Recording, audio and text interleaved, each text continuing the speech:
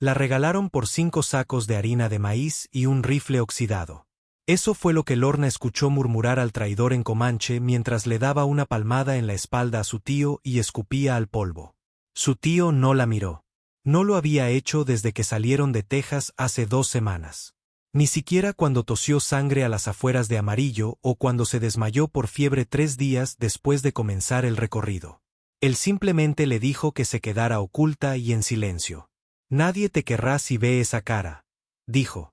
Pero ahora ella estaba temblando frente al campamento apache, con las palmas de las manos sudando contra su falda sucia y la garganta seca como la ceniza. El hombre que había aceptado el intercambio estaba frente a ella, más alto que cualquier hombre que hubiera visto jamás, con el torso desnudo y trenzas como ríos oscuros por su espalda. No había dicho ni una palabra, solo asintió una vez. Y la tribu detrás de él, curiosa pero silenciosa, no se acercó. Lorna mantuvo la cabeza gacha. Ella no sabía qué esperaban. Ella no era bonita. Ya no. No desde la marca. No desde que murió mamá. Había dejado de pensar en sí misma como una niña, y mucho menos como una novia. Ella era simplemente algo para intercambiar. Escuchó un sonido suave, pasos en el polvo, y miró hacia arriba. El hombre alto apache había dado un paso adelante. Ahora estaba cerca, lo suficientemente cerca como para que ella pudiera oler el humo de cedro y el cuero crudo en su piel. Él no la alcanzó, no la agarró, simplemente se quedó observándola, sus ojos oscuros y legibles. Algo en ella se rompió. Tal vez fue el silencio o la forma en que su tío se alejó sin mirar atrás. O tal vez simplemente estaba cansada de fingir que no estaba rota por dentro. Ella extendió la mano lentamente, con manos temblorosas, y desató el capó de debajo de su barbilla. Cayó hacia atrás, revelando la cicatriz irregular que iba desde su sien derecha hasta su mandíbula, el recordatorio de lo que hacían los hombres cuando las mujeres decían no. Su cabello, fino y enredado, se le pegaba a las mejillas. Su voz se quebró. «Sé que no soy bonita», susurró. «No tienes que fingir». El hombre no se inmutó, no se movió, pero luego, lentamente, la rodeó y se colocó detrás de ella. Ella se tensó, pero lo único que él hizo fue levantarle el cabello suavemente, como si fuera vidrio hilado. Ella se quedó congelada. Sus dedos, callosos pero firmes, comenzaron a dividir su cabello en 3 secciones. No habló, no se apresuró. La trenzó, no como un sirviente, no como un hombre que la poseía, sino como un sacerdote tejiendo un ritual, como si ella fuera sagrada. El aire a su alrededor pareció calmarse. La tribu observó. El viento murió. Cuando terminó, ató el extremo con una fina tira de cuero y se colocó frente a ella nuevamente, todavía en silencio, todavía observando. Pero algo en sus ojos había cambiado. No piedad, no lujuria, algo más antiguo, algo solemne. Las rodillas de Lorna casi cedieron. No porque tuviera miedo, sino porque por primera vez en su vida alguien la había mirado como si no estuviera arruinada, como si estuviera cambiando. Ella bajó los ojos y susurró: «¿Cómo te llamas?». El hombre no habló, pero una mujer de cabello gris detrás de él respondió en suave apache. «Nascota», dijo ella. «Significa que solo habla cuando el espíritu lo llama». Lorna volvió a mirar hacia arriba. Nazca asintió una vez, lenta y profundamente. Y aunque no intercambiaron palabras, ella comprendió que no la habían comprado. Ella había sido elegida. No la metieron en una jaula ni la ataron a una estaca como advertían las historias de caza. En lugar de eso, la anciana que había pronunciado el nombre de Nascota tomó la mano de Lorna y la condujo hacia una cabaña más pequeña cerca del borde del campamento. El sol estaba bajo, proyectando largas sombras doradas sobre el suelo, y el silencio a su alrededor era pesado. No es cruel, solo espera. Los niños miraban desde detrás de las paredes tejidas, con ojos curiosos. Un hombre que estaba afilando flechas se detuvo a mitad de su recorrido. Una chica más joven, con las mejillas pintadas, susurró algo que Lorna no pudo entender, y un murmullo de risitas pasó detrás de ella. Las piernas de Lorna se sentían inestables debajo de ella. La trenza todavía estaba cálida contra su espalda. Era extraño cuánto ese simple acto se aferraba a su piel, como si hubiera alterado el aire que respiraba. Ella mantuvo la cabeza gacha, todavía sin estar segura de si pertenecía allí o si simplemente la estaban reteniendo hasta que cumpliera alguna deuda tácita. Dentro del albergue, la mujer le hizo un gesto para que se sentara. Luego, sin decir palabra, trajo una palangana con agua calentada al fuego y comenzó a limpiar las manos de Lorna. No de manera brusca, ni rápida, sino constante, como si ya lo hubiera hecho antes.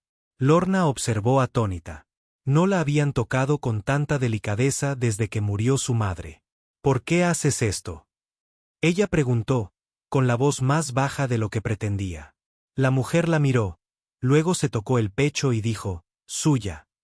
Lorna se señaló a sí misma, dudó y luego murmuró, Lorna. Suya sonrió y le dio una palmadita en el hombro. Luego metió la mano detrás del fogón y sacó un paño doblado, de color rojo oscuro, con un patrón de hilos, y lo puso en el regazo de Lorna. ¿Dónde?, dijo, lento pero claro. Esta noche. Lorna meneó la cabeza confundida. ¿Qué pasa esta noche? Pero Suya ya estaba en la puerta, levantando la solapa y gritando algo en apache. Un momento después, apareció Nazca. Se quedó de pie en la abertura, con las sombras cortándole el pecho y la mirada fija en Lorna como si ella fuera lo único que contenía el viento. Él no entró, solo esperó. Lorna miró la tela que tenía en el regazo y luego lo miró a él. Su corazón latía con fuerza. «Me están presentando». Ella susurró. Ella había oído hablar de esas cosas. Mujeres comerciadas, mostradas como ganado, juzgadas por los mayores, a veces rechazadas. Ella tragó saliva con fuerza. No puedo. Por favor, no lo soy. Pero Nascota finalmente dio un paso adelante. Ni con fuerza, ni con exigencias. Él se inclinó y tocó la trenza que había hecho. Luego colocó la palma suavemente sobre su corazón. Luego, sin decir palabra, dio un paso atrás. Lorna no podía respirar. Ese gesto, tan simple, decía más de lo que cualquier lenguaje podría transmitir. Ella se quedó de pie lentamente, agarrando la tela. Suya ayudó a colocárselo sobre los hombros. Juntos salieron al campamento. Un semicírculo de ancianos se había reunido alrededor de un fuego que brillaba como brasas bajas, con rostros tranquilos e ilegibles. Lorna intentó retroceder, pero Nascota ahora estaba a su lado, lo suficientemente cerca como para poder sentir el calor de su piel. Uno de los ancianos, un hombre delgado con pendientes de plumas de halcón, dio un paso adelante. Miró a Lorna, luego a Nascoda y luego dijo una sola palabra. Todo el círculo lo repitió al unísono. Suya se inclinó y tradujo suavemente en su oído. Dicen aceptado. La garganta de Lorna se cerró. Sus manos agarraron el borde de la tela. Ella no conocía las costumbres, no sabía qué se esperaba de ella, pero sabía lo que sentía. No comprado, no paid, aceptado. Y cuando Nascota volvió su mirada hacia ella, tranquila e interminable como la piedra de un cañón, se dio cuenta de algo aterrador y hermoso. Él nunca la había mirado como si ella necesitara ser diferente. Esa noche, las estrellas parpadearon fríamente sobre la línea de la cresta mientras Lorna estaba sentada afuera de la cabaña, con las piernas dobladas debajo de ella y la tela ceremonial todavía envuelta alrededor de sus hombros.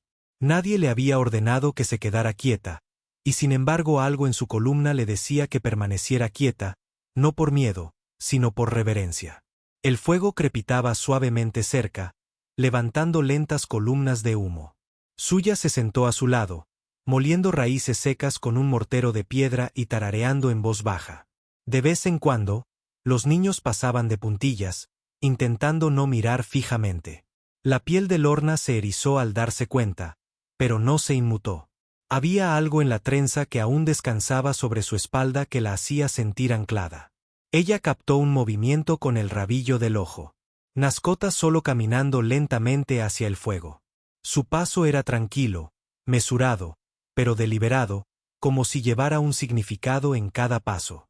Ahora llevaba un chaleco forrado de piel, el cabello suelto pero atado en la nuca, y sus ojos no se apartaban de los de ella ni una sola vez.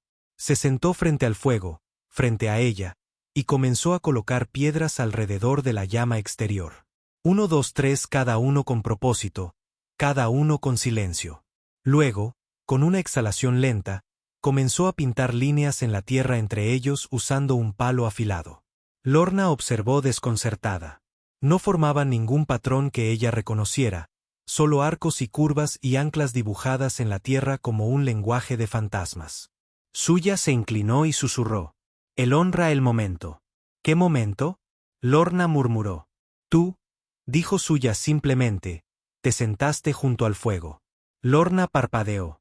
«Todo eso está en nuestro camino, sentado junto a la llama con aquel que te eligió. Es una oración», añadió Suya. «Aceptas el calor y la carga». El corazón de Lorna se encogió. Nadie había usado jamás la palabra eligió para referirse a ella, ni siquiera Inest. Nascota terminó su diseño y luego miró hacia arriba. Su mano se posó sobre las marcas en el suelo y luego golpeó una con cuidado.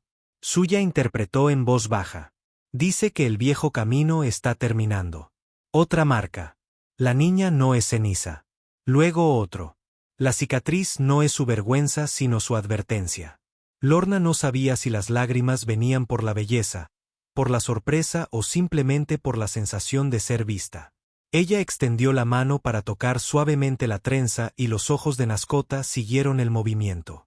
Finalmente, con infinita calma, cogió una bolsa que estaba cerca y se la arrojó al fuego.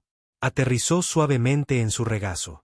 En el interior, envuelto en una tela suave, había un peine tallado en hueso, alisado con aceite, con la forma de la curva de un río.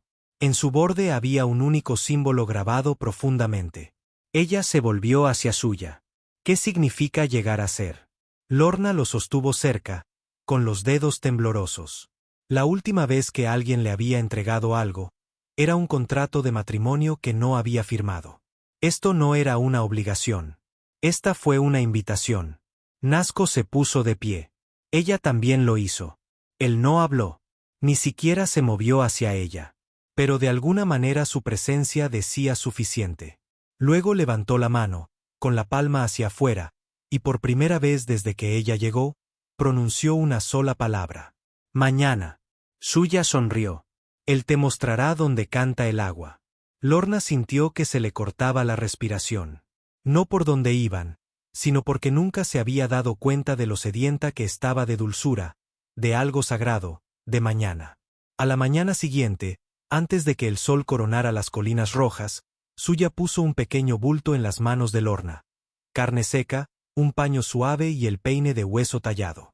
Ella no lo explicó, no era necesario. Nasco estaba esperando al borde de los árboles, con su caballo ya ensillado. Le había traído otro, más pequeño y de ojos dulces. Él asintió una vez y luego la ayudó a montar sin tocarla más de lo necesario. Aún así, Lorna sintió el calor de sus manos incluso después de que se retiraron.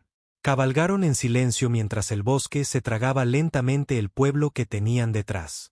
La luz del sol se filtraba a través de las ramas de los pinos en finas líneas doradas, y el viento olía a piedra y salvia. Lorna mantuvo una mano sobre el peine que tenía en el regazo. La hizo más estable que la silla de montar. Cada pocos minutos, Nascota miraba por encima del hombro para asegurarse de que todavía lo seguía, pero no hablaba.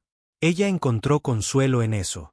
Ningún hombre le había dado jamás espacio para respirar. Pasó más de una hora antes de que el sonido llegara a sus oídos. Al principio débil, luego más fuerte.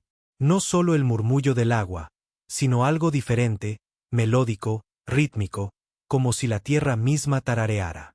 Llegaron a un claro entre los árboles, y de repente el cañón se abrió ante ella. Una amplia piscina brillaba en la base de una estrecha cascada que se deslizaba por las rocas lisas como hebras de cabello plateado. El sonido era música, pura e ininterrumpida, resonando entre las paredes rojas. Lorna se quedó sin aliento. Ella no pudo evitarlo. «Canta», susurró. Nascota desmontó, ató su caballo a un árbol, se volvió hacia ella y le extendió la mano. No para ayudarla a bajar, sino simplemente abrirla y esperar. Ella lo tomó. Sus pies tocaron el suelo suave con las agujas de pino y caminaron juntos hacia el agua. Cuando llegaron al borde, Se arrodilló, no para beber, sino para mojar los dedos y tocar la tierra. Luego presionó las yemas húmedas de los dedos contra su pecho. Lorna observaba fascinada. Lo hizo de nuevo, esta vez presionando sus dedos contra su pecho, justo encima de su corazón. Luego señaló las cataratas. Ella entendió que este lugar era sagrado. Ella se quedó allí en silencio, sin saber qué hacer a continuación, cuando él le hizo un gesto para que se sentara. Él se movió detrás de ella, sacó suavemente el peine de su regazo y comenzó a desenredar la trenza que había hecho 2 días atrás.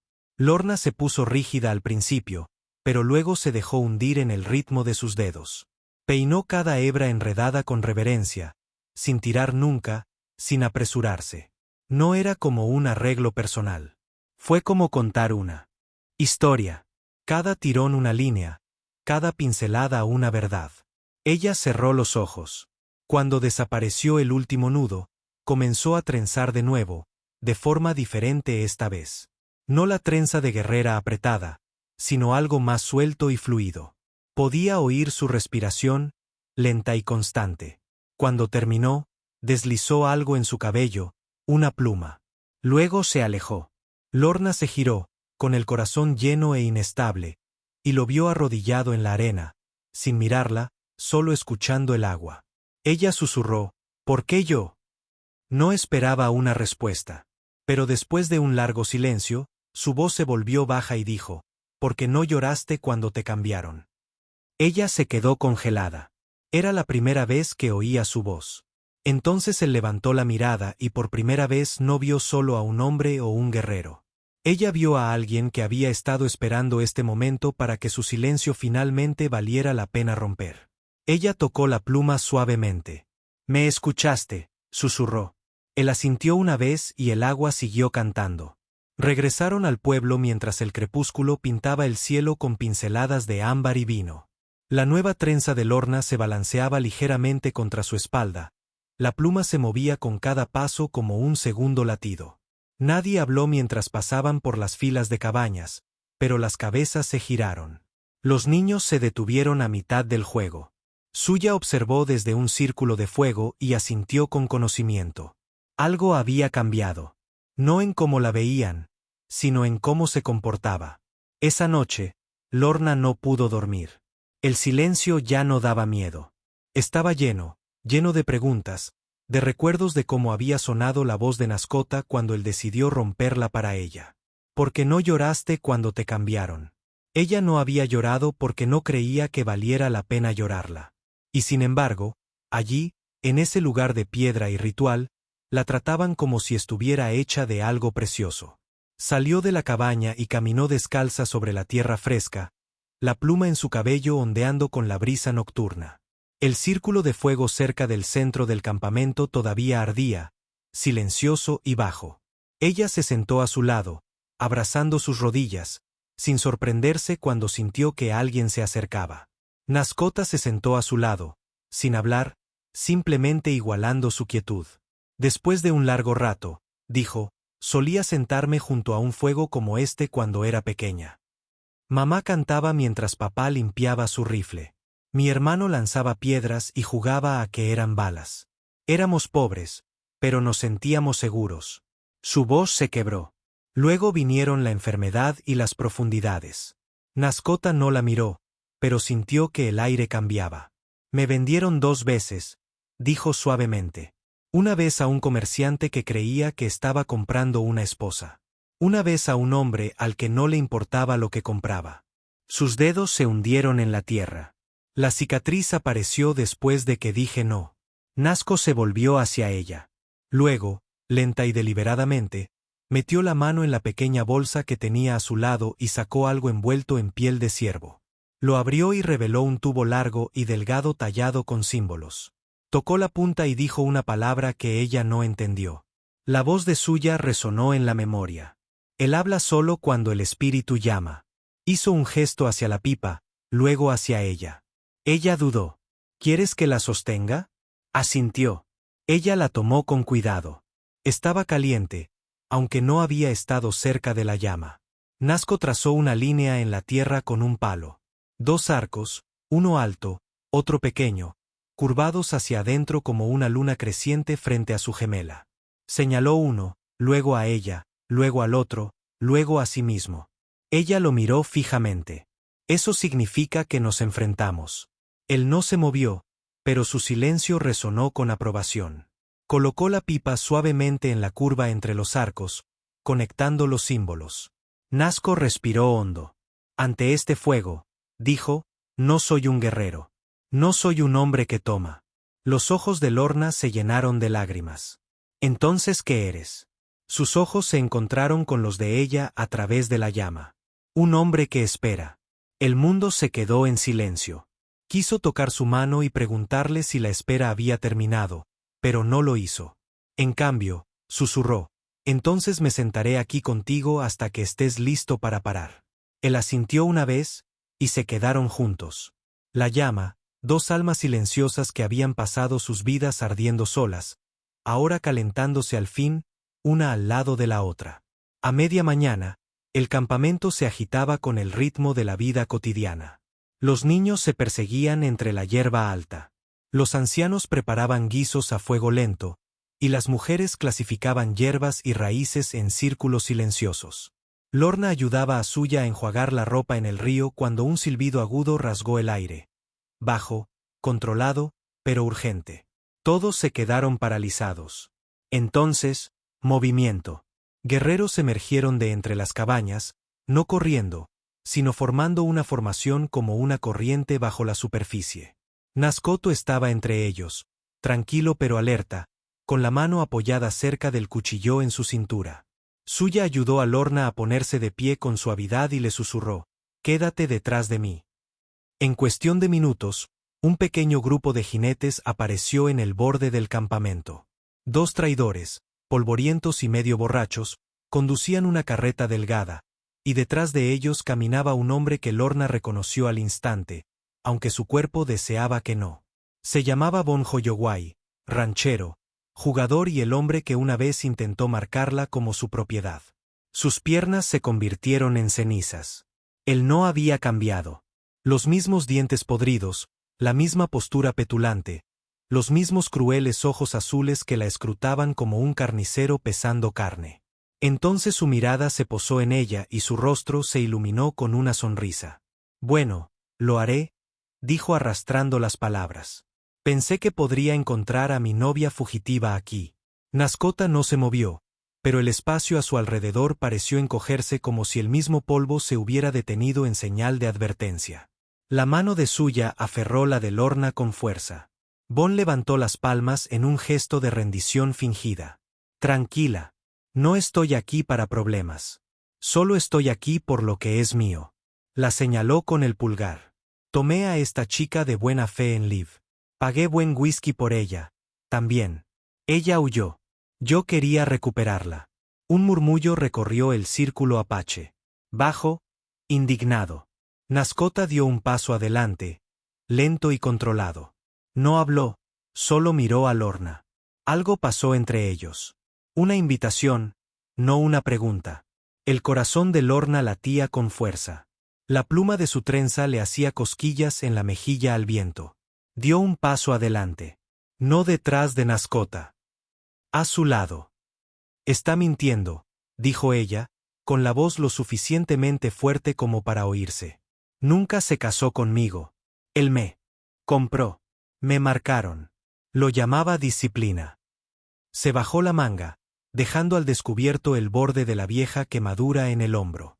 La sonrisa de Bon se desvaneció. Ahora es una fugitiva», espetó. «No importa lo que diga, es propiedad mía». Nascota se movió entonces. Solo un paso, pero fue suficiente para hacer estremecer a todos los jinetes. Bon extendió la mano hacia su cinturón, pero una lanza cayó a su lado antes de que sus dedos pudieran encontrar la empuñadura. La había lanzado un chico de no más de 13 años. No era una amenaza, era una advertencia. Lorna se volvió hacia Nascota. «Déjame hablar», asintió. Se enfrentó a Bon. «Me marcaste», dijo.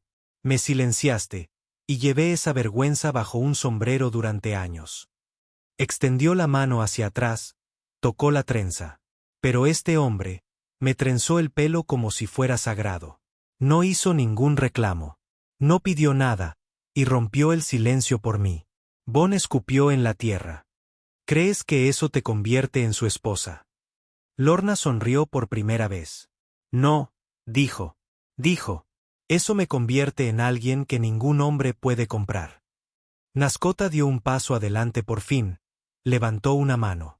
Luego, lento y claro, pronunció solo 2 palabras. Se queda. Bon echó un vistazo a las lanzas que bordeaban la cresta, el fuego en los ojos de Lorna, la quietud en la postura de Nascota. Y dio la vuelta a su caballo. Ningún trato, ninguna protesta, solo polvo que se alzaba en silencio. Y mientras la aldea exhalaba, Lorna sintió un cambio en su pecho. No la habían defendido. Se había mantenido firme. Y esta vez, alguien estaba a su lado. Esa noche, nadie celebró, pero todos la miraron de otra manera. No como una invitada, no como una curiosidad, sino como una mujer que había pasado por el fuego y no llevaba cenizas. El aire se sentía más denso, más silencioso. Lorna estaba sentada sola junto al círculo de fuego, con el peine de hueso en su regazo y la pluma aún en su trenza. Era la primera vez desde su llegada que Nascota no se sentaba a su lado. Una parte de ella comprendía su silencio, su contención, pero una parte de ella extrañaba el sonido de su respiración cercana. Suya le trajo un tazón de estofado, pero no la presionó con preguntas. En cambio, se limitó a colocarle una manta suave sobre los hombros y dijo, «Ven, recuerda la mano». Lorna levantó la vista, confundida. «¿Qué significa eso?». Suya golpeó el peine de hueso en el regazo de Lorna. Cuando un hombre talla algo para una mujer, conserva el recuerdo de cómo la ve. Lorna miró fijamente el peine, sus surcos, su curva, el símbolo del devenir. Al principio no había significado mucho, pero ahora, con todo lo que había enfrentado, se sentía más pesado, más íntimo que cualquier voto. Esa noche, no pudo dormir. Su cuerpo estaba exhausto, pero su mente se movía como un caballo enjaulado. Se levantó en silencio, salió de la cabaña y siguió la curva del río arriba hasta llegar al mismo estanque donde el agua cantaba. La luna colgaba baja y ancha sobre el cañón, derramando luz plateada sobre la superficie. Se arrodilló junto a ella, tocó el agua fresca y miró su reflejo. La cicatriz seguía allí. La delgada línea que iba desde la sien hasta la mandíbula, atravesando el recuerdo. Pero ahora había algo más. La trenza, la pluma, el destello del hueso en su mano. No parecía borrada. Parecía reclamada, pero no por él, sino por sí misma. Respiró el aire del cañón y susurró, «Sigo siendo yo, y sigo aquí». Tras ella, oyó un suave sonido, cuero contra piedra. Se giró lentamente. Nasco permanecía de pie junto al árbol, observando, inmóvil. Durante un largo instante, ninguno de los dos habló. Entonces ella dijo, «¿Por qué no te sentaste conmigo esta noche?». Él se acercó, con los ojos oscuros e ilegibles. «Porque necesitaba ver si querías sentarte solo». Su voz era baja, pero se oía. «Lo hiciste». Lorna se puso de pie, sujetando el peine con fuerza. «Y si no lo hubiera hecho, me habría sentado primero». Sonrió, no porque fuera dulce, sino porque era sincero. Él dio un paso adelante de nuevo, ahora a un suspiro de distancia, y le ofreció su mano. No para tomar el peine, sino para ofrecer la suya. Abrió la palma, revelando una nueva talla, más tosca, menos acabada, pero inconfundible. Una pequeña pluma de madera de la misma forma que la de su trenza. «La tallé esta noche», dijo. «No para ti. Para mí, para recordar a la mujer que se mantuvo firme cuando nadie más lo hizo». Extendió la mano lentamente y la tomó. Sus dedos se rozaron, y el momento se conservó. «No necesitas trenzarme el cabello otra vez», susurró. «Ahora sé lo que soy». La mirada de Nascota se suavizó. «Entonces trenza el mío», dijo, conteniendo la respiración. Ella no esperaba eso, no un gesto de propiedad, sino de rendición. Confianza. Ella se colocó detrás de él, Tomó su cabello largo y oscuro entre sus dedos y trabajó en silencio. No como un ritual, como una promesa. El peine en su bolsillo, la pluma en su corona y el recuerdo de estar parada en el borde del mundo con un hombre que sabía cuándo quedarse quieto y cuándo pedirle que se moviera primero. A la mañana siguiente trajo viento y humo. Se había avistado un incendio en la pradera cercana, en la cresta sur, que avanzaba más rápido de lo esperado. Lorna se despertó con el sonido de palabras gritadas en apache, el estruendo de los cascos y el olor a ceniza transportado por la brisa. Suya ya estaba afuera, con los brazos llenos de mantas, llamando a los niños más pequeños para que se reunieran en la cabaña central. Nazco pasó junto a otros dos, con la mirada penetrante y la mandíbula tensa. Lorna corrió hacia él sin pensar. ¿Qué puedo hacer?, preguntó sin aliento. Él no lo dudó. Ayuda, suya, dijo. Protejamos a los pequeños. Pero luego se giró y le puso algo en la mano. El peine de hueso. Si viene el fuego, dijo en voz baja. Esto es lo que llevas. Ella asintió con el corazón latiéndole con fuerza. Ella entendió. No era solo un peine. Era todo lo que habían construido en silencio. Las horas transcurrieron en un torbellino de tensión. Lorna ayudó a rociar las paredes de la cabaña con agua, llenó bolsas con hierbas y harina de maíz, calmó a los niños que lloraban mientras Suya cantaba en un tono bajo y constante. El humo se espesó en el aire. Las colinas más allá de los árboles lejanos ahora estaban rojas por el calor parpadeante. Y Nascota aún no había regresado. Cayó el anochecer. El fuego estaba más cerca. Algunos de los hombres habían regresado, pero no todos. Las manos de Suya temblaron mientras se arrodillaba junto al círculo de fuego, murmurando oraciones. Lorna estaba parada afuera de la cabaña, con los ojos fijos en el sendero. El peine estaba tan apretado en su puño que le dejaba marcas. Luego, los cascos golpean, los jinetes, 4, uno de ellos hundiéndose en la silla. Lorna corrió hacia adelante justo cuando Nascota se deslizaba de su caballo, tosiendo fuerte, con el pecho cubierto de hollín, pero estaba de pie, vivo. Ella intentó alcanzarlo, pero se detuvo en seco.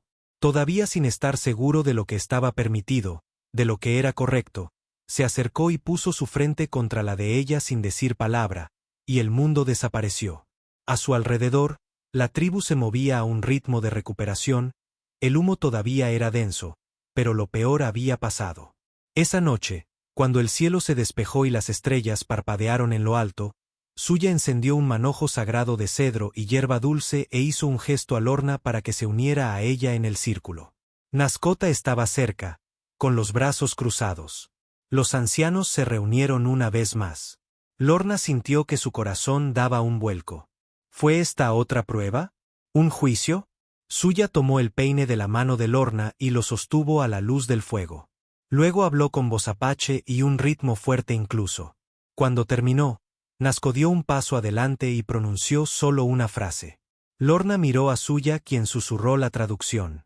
Él dice, no corriste. Una rosa mayor, una mujer con ojos como piedra y humo. Se acercó a Lorna y extendió la mano, no para probar, ni para amenazar, sino para acomodar la pluma en su trenza con más fuerza. Luego se giró y dijo algo firme, definitivo. El círculo se hizo eco de ello. Suya se inclinó y sonrió. Dicen, no eres ceniza. Eres fuego que perduró. La respiración de Lorna se entrecortó. Sus rodillas se doblaron, pero no cayó. Nascota dio un paso adelante, sujetándola lo suficiente para estabilizarla. No la sujetes, solo recuérdasela.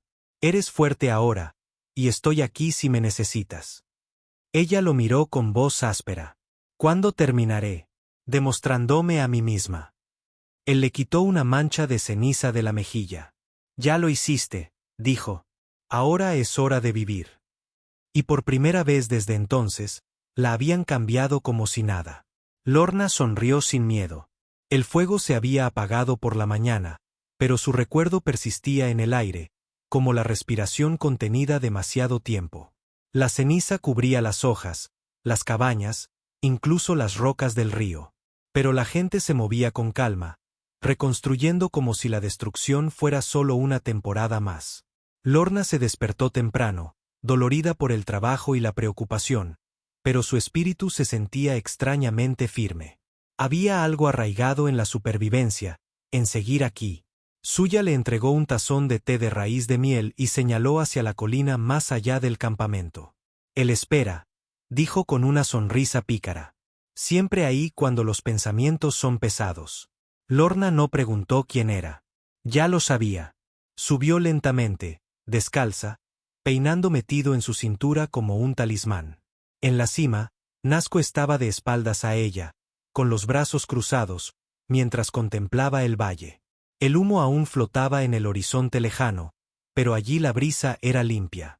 Se giró solo cuando ella se acercó lo suficiente como para tocar la tierra a su lado. Dicen que tu cabaña está intacta, dijo en voz baja. El fuego se apagó. Recordaba, dijo simplemente. La tierra sabe a quien escucha. Ella asintió, sin saber qué decir. Tras un instante, señaló un pequeño poste de cedro junto a un retoño. Una sola cuerda estaba atada a él. Le entregó una fina correa de cuero. ¿Qué es esto?, preguntó. Un lugar para colgar el peine, dijo. Si decides quedarte. Lorna miró fijamente el poste, luego a él. ¿Quieres decir que esta será mi cabaña? Nazco no respondió directamente. Talé el lazo de la cuerda el invierno pasado. No sabía para quién. Su corazón latió con fuerza, profundo y extraño. ¿Y si decía que no? La miró entonces de frente. Ojos. Luego espera lo que sea necesario. Se acercó, metió la mano en su cintura y sacó el peine. Ya estaba desgastado y liso. Lo miró, luego al poste, luego a él. ¿Alguna vez me pedirás que te pertenezca?, susurró. No, dijo él. Pero te pediré que te pertenezca. El viento cesó. Incluso los árboles parecieron escuchar. Se acercó al poste, deslizó el peine por la correa, lo dejó colgando, y algo en su pecho finalmente se aflojó. Entonces que comience, dijo. Los hombros de Nazco se relajaron. Él se acercó a ella y le puso algo pequeño en la palma. Una cuenta tallada en hueso marcada con el mismo símbolo que el peine. Vivimos junto al fuego, dijo. Pero construimos con ceniza. Ella sonrió. Entonces tenemos mucho con que construir. Él rió, quedo y raro. El sonido la sobresaltó de la mejor manera. Esa noche, de vuelta en el campamento, la tribu se reunió no para celebrar, sino simplemente para existir juntos. Una olla de estofado pasó de mano en mano. La risa chispeaba como pedernal. Los niños se perseguían con plumas atadas a palos. Lorna se sentó junto a Nascota, sin necesidad de tocarlo para sentirse atada. Suya le trajo un trozo de tela teñida de un rojo óxido intenso. Para tu primer invierno, dijo, que el frío no encuentre espacio en tus huesos. Lorna lo tomó con reverencia. Más tarde, al salir la luna, regresó al poste en la cresta. El peine se mecía suavemente con la brisa nocturna. Lo tocó una vez, luego colocó la nueva cuenta junto a él en el cordón. Transformación. No esposa, ni propiedad, ni oficio, solo una mujer con un nombre, una voz, y finalmente, un lugar donde ser escuchada. Pasó una semana, y aunque el campamento lentamente volvió a su ritmo, algo dentro de Lorna había cambiado. No solo el peso en su pecho o la forma en que la gente la miraba, aunque eso también había cambiado, sino la forma en que sus propios pasos se sentían como si el suelo ya no la apoyara, sino que la acogiera. Había dejado de estremecerse cuando una voz se alzaba demasiado rápido. Había dejado de disculpándose por haber sido vista. Y ahora, mientras ayudaba a Suya a recoger hierba cerca del agua, oyó un sonido que la hizo detenerse. Un zumbido. Suave, bajo y familiar. No era Suya. No era Nasoda. Era ella. Estaba tarareando. El sonido la sobresaltó tanto que rió. Rió de verdad por primera vez en meses. Suya la miró y sonrió. ¿Lo oyes ahora?, preguntó la mujer mayor. ¿Qué? La canción bajo tus pies. Lorna ladeó la cabeza. ¿Te refieres al río? No, dijo Suya, señalando el suelo. Ese que surge cuando sabes que ya no caminas sola. Esa noche, Nascota se acercó mientras estaba arrodillada junto al fuego de la cabaña, tejiendo hierba suave con las niñas más pequeñas. Esperó como siempre hasta que ella lo reconoció con una mirada. Entonces se sentó, le puso un peine nuevo, tallado en cedro, en la rodilla. Es para enseñar, dijo. Ella lo cogió, estudió las líneas. ¿Quieres que les enseñe? ¿Quién más? Preguntó. ¿Conoces ambos mundos? Miró a las chicas por encima del fuego, dos de las cuales observaban con ojos abiertos y silenciosos. No sé por dónde empezar. Empieza con una trenza, dijo. Así es como empezamos. También. Extendió la mano, separando con cuidado mechones del cabello oscuro de una chica. ¿Sabes por qué trenzamos 3 partes? Preguntó. La chica negó con la cabeza. Porque a veces, dijo Lorna, una historia debe contener el pasado, el presente y lo que aún estamos convirtiendo. Los ojos de Nazco se calentaron. Lo vio.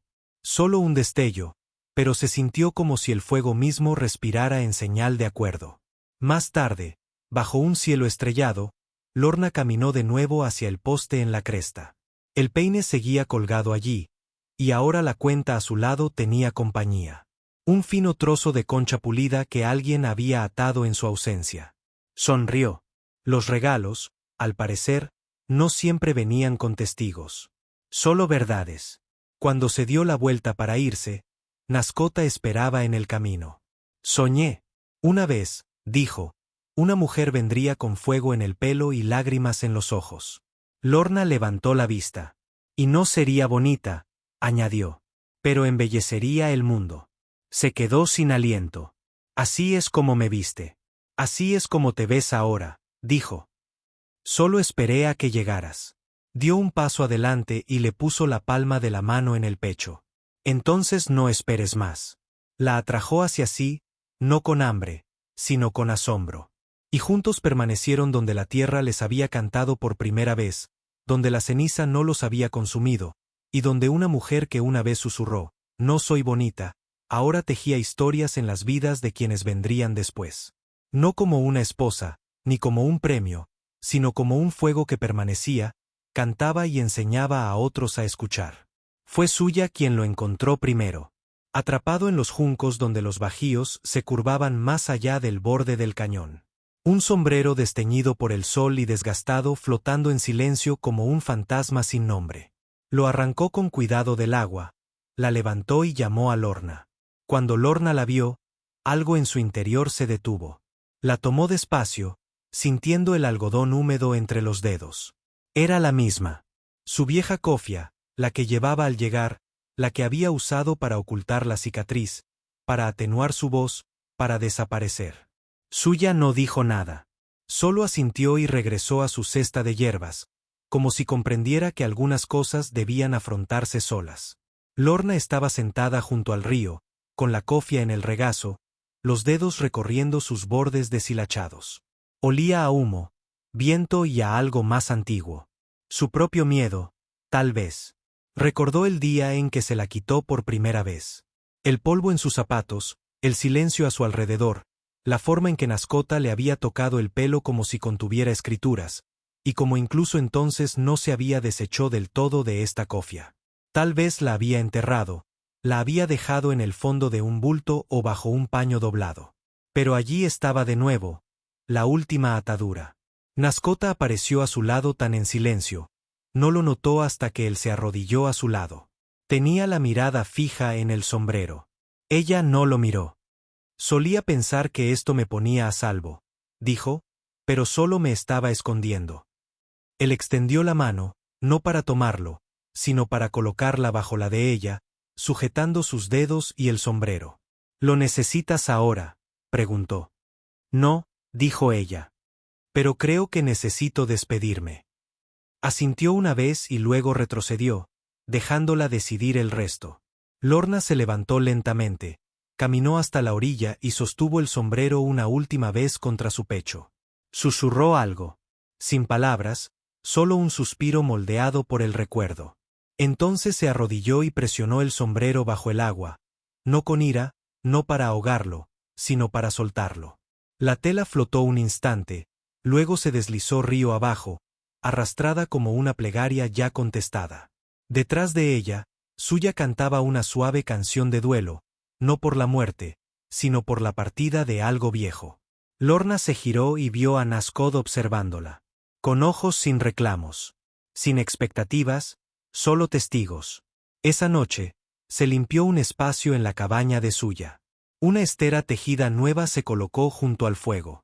Un cuenco tallado con la marca de Lorna, el símbolo de las 3 trenzas que ella misma había grabado con un cuchillo de sílex, y sobre él, colgando de una clavija de cedro, estaba el peine.